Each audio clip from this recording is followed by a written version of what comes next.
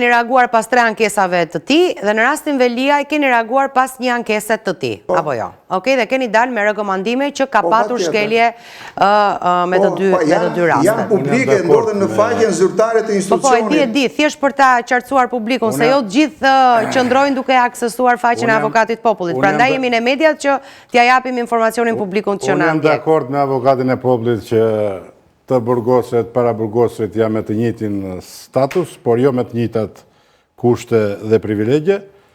Sfidoj publikisht edhe ta dëgjojnë gjithë shqiptarët që për mua Meta është në arrest politik edhe në kufizim me urdhër të bablokut të Surrelit, se unë jam politikan dhe jam Dakor, po kjo nuk i takon Avokatit Popullit. Po nuk i takon. Por sfidoj publikisht edhe ju si media, më falë. Edhe ju si media, me fjalë që s'keni guxime, nuk vini dot atje. Futuni të 313 dhe shikoni të burgosur me rrezikshmëri të lartë se çfarë kushtesh kanë, do gjeni aty që ju keni dëgjuar dhe me celular që komandojnë në burgu, ndërkohë që Meta nuk lejo të komunikojë me sekretarin e përgjithshëm, me partinë, me kushte moderne, me palestër, që nuk futen dot njeri. Edhe kur vajta unë si zënës drejtori përgjithshëm në burg, më thanë këtej në kjo anë nuk do futesh. Po le se kështu është problemi. Mirë, okej, se nuk kam shumë kohë, zonë Maliqi. E kuptova, se dua t'jap fjalën zotit Tosha, shikoni s'ka folur fare. A zoti Recep, ju lutem. Ilir Meta është me urdhër politik të Ramës, edhe janë cunguar të gjitha kushtet që na mënyrë rëndimit e tham disa herë këtë, ndërsa sa i përket guximit ton, paktën flas për televizionin ku unë punoj prej vitesh tashmë, kemi shumë guxim dhe jo vetëm të hym, por kemi bërë kërkesë për intervistë. Nuk ju lejojnë. Po, nuk na ka lejuar deri tani. E shtrova pyetje komisionerit që për rregullat e hyrjeve, daljeve, futjen e pistoletave, e të telefonave i ka burgjit. Te barazia e trajtimit, ose pa barazia e diskriminimin, dhe ai e dha përgjigjen. Zoti Hoxha, e falenderojmë për shpjegimin. Po.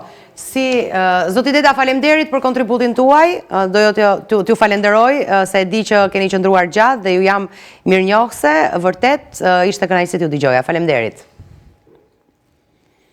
Dhe unë ju falenderoj, Ola. Faleminderit. Panelin. Faleminderit.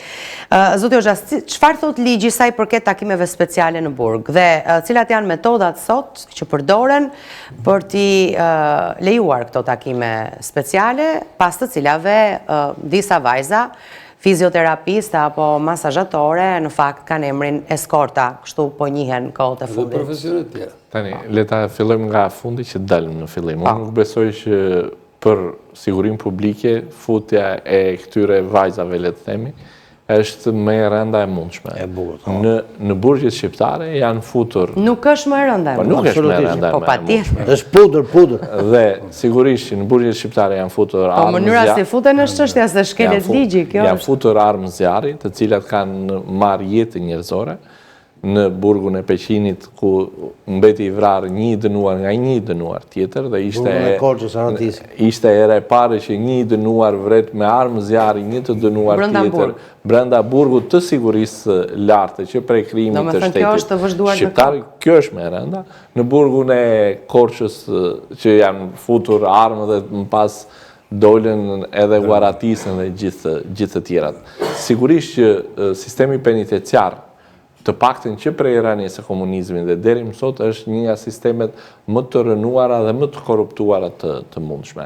Dhe sistemi penitenciar është një sistem i cili fatkeqësisht prodhon të ardhura të paligjshme për drejtorët e burgjeve dhe për drejtorin e përgjithshëm të burgjeve. Nga bota e krimit?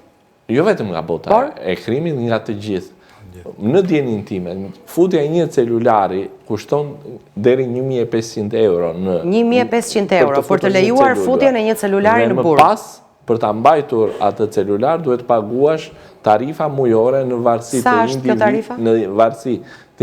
Fatkeqësisht nuk ka një listë të çmimesh aty të afishuar, por 300-500 euro i paguajnë çdo ditë për të mbajtur, pra 1.500 euro për ta futur celularin në burg dhe 300 deri në 500 euro për ta mbajtur atë aty brenda. Dhe fatkeqësisht prokuroritë e jurisdiksionit të shkallës parë, pra prokuroritë e rrethave gjyqësore, sa herë që konstatohen nga drejtoria e përgjithshme apo edhe nga forcat, nga shërbimi kontrollit të brendshëm, futja e këtyre celularëve, fatkeqësisht merren në përgjegjësi penale vetëm individët që janë gjetur këto, ndonjëherë edhe në mënyrë të padrejtë, sepse ata që konsiderohen si le të themi, bost e krimit, mbajnë njerëz të cilët janë të vetmuar pa përkraje dhe e marrin ata përsipër autorsinë e këtij, dhe fatkeqësisht prokuroritë e rrethave gjyqësore nuk kanë proceduar të paktën në djenin time një apo disa drejtor burgjesh apo edhe gjithë zigjirin komandues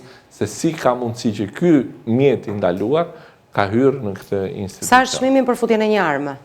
Nuk e di, fatkeqësisht. Po për futjen e një vajze eskort? Këtë nuk di të them, por sigurisht që futja 10.000 euro?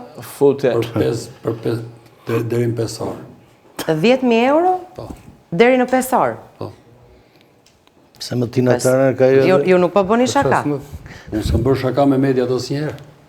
Dhe që kam thënë ka dalë. Po kjo është një shifër maramëndse. Po maramëndse sepse ato lloj shifra nuk i afron një person që s'ka bukë taj. O që se ka familjen pa bukë. Ai që drejton trafik droge.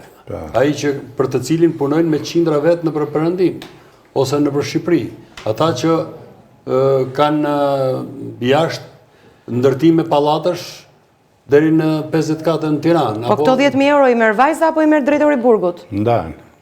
Pak më. Drejtori i burgut me vajza shpërblet për gjëra të tjera, që flet kot. E qartë. Ku bëhet fjalë, këtu bëhet fjalë personi që të krijon mundësinë. E kuptoj. Për një takim special me eskort, duke garantuar sepse ka shpenzime edhe për të siguruar certifikatën si trajnere për sportet të ndryshme, të hedhjes çekiçit apo të hedhjes sporteve do. Ka sporte të rënda.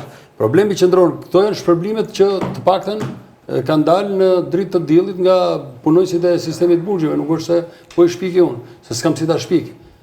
Dhe biles madje sot ke media që e kanë përcaktuar, dikush thotë 7.000 euro, dikush thotë 10.000 euro, dikush vraponte të 100.000 euro për të bërë disa takime periodike. Pastaj sigurohet edhe dokumentet në agjencë civile për lidhje bashkëshortore ose bashkëjetesa tjera. Po, këto ka shifra të ndryshme për shërbime të ndryshme. Ndodh kjo jashtë? Ku? Në burgjet e botës, ndodh kjo? Çfarë ndodh në burgjet e botës? Shiko, ndodh. Eskortat janë prezente në ande apo? Sistemi penitenciar për shembull në Greqi është sistemi penitenciar më i keq. Shiko, këto fenomene ndodhin kudo. Problemi është se ne vrapojmë menjëherë dhe unë nuk fajsoj asnjë të burgosur. Në fundit ato janë njerëz që kanë nevojë për të gjitha llojet e shërbimeve, ashtu si një person që është jashtë. Pra, atyre janë njerëz që u privohet liria, por nuk u privohet. Se kanë bërë një krim apo? Po, se kanë bërë një krim, por nuk u privohet e drejta për të jetuar me disa nevoja jetësore. Por i sigurohet një jetesë e kënaqshme edhe pse janë kriminalë. Por problemi që është kënaqshme çdo kushte s'kesh. Shiko, problemi që të lutem. Tash nga ato video që shikojmë ne me këngë valle. Të lutem, dëgjoj. Po të dëgjoj ty, të dëgjoj dhe ne, edhe ti të thush fjalën tënde. Flasim në pozicionin e trajtimit dhe të respektimit të lirive dhe drejtave themelore njeriut. Një njeriu që i privohet liria, nuk i privohet të drejta për të ngrënë, për të pije dhe për ca kushte. Ka dhe një rregullore që i lejon takime speciale me bashkëshortën. Për ata që janë të martuar. Ata që janë të pamartuar normalisht nuk e gëzojnë këtë drejt. Por ka një problem. Këtu mu nuk më shqetëson nevoja dhe kërkesat që kanë të burgosurit. Jo, as mua. As ata të drejtën që ato mundësit që kanë për të paguar. Patjetër. Këtu sistemi i korrupsionit në burgjet. Dhe unë po të them që ka patur një periudhë që e përmendi zoti Maliqi, kur burgjet dhe edhe vendi i vujtjes dënimit, edhe para burgimet, kanë patur një trajtim me një